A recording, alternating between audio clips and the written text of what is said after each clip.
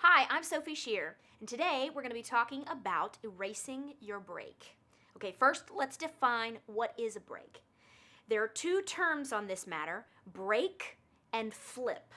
A break is what happens when the vocal cords are connected and you get to a place in your range that you can no longer go up in that same coordination. So the vocal cords break open and nothing but air escapes through. Usually the voice on the other side of that break is falsetto. This is a very light, airy, almost nothingness kind of voice. Where it's just a lot of air. Okay, a flip is something different. That is where there's two connected coordinations, one on the bottom, one on the top, and where the voice makes a very sudden switch from one to the other. So the two are still connected, the bottom and the top. The chords still remain connected, but they go from a thicker connection to a thinner connection very quickly. This exercise is going to train your voice how to stay connected slowly and peel back the edges of the vocal cords very slowly so that you stay consistent throughout your voice. In order to get the right idea on this and train the voice to work through the consistencies of the muscle tissue, we're going to go from backwards. We're going to start at the top and move down. Okay, the best thing to do is to first find the right range for you. So you want to start, let's take middle C right here. Let's go an octave up, and then let's start on the A for the women, right below female high C.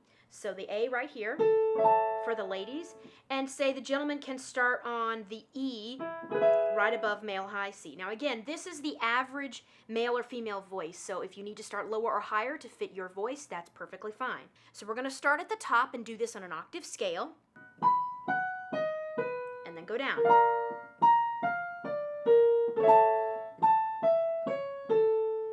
So it would be like this.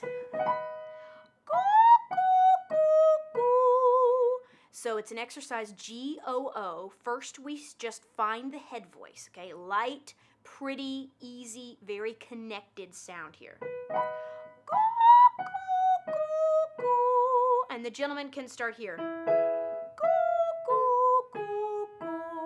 Now remember, these are just suggestions as far as where to start on range.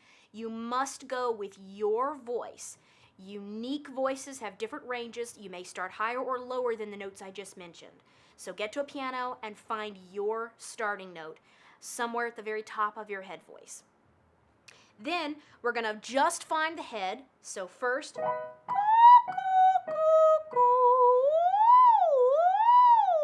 first engage the head. Now we're going to change the word halfway through. At the very bottom, we want to change the word into ga instead of goo. The narrow vowel oo is going to throw the sound right over the top of the soft palate into the top of the nasal cavity so you get nice head voice. The vowel for the ga is going to engage more of the lower chest voice range. So we're going to change it halfway through to allow a very easy transition from one to the other, not a sudden flip. So it would be like this.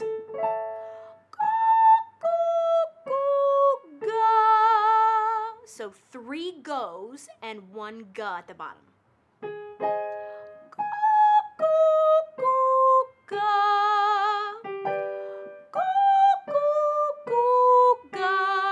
Now a little further down, we'll change it and we'll do 2 goes and 2 gas.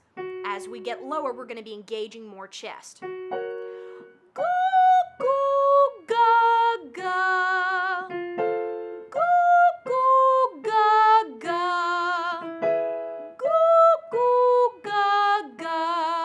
And a little further down the scale, we'll do just 1 go and 3 gas. Go, ga, ga, ga.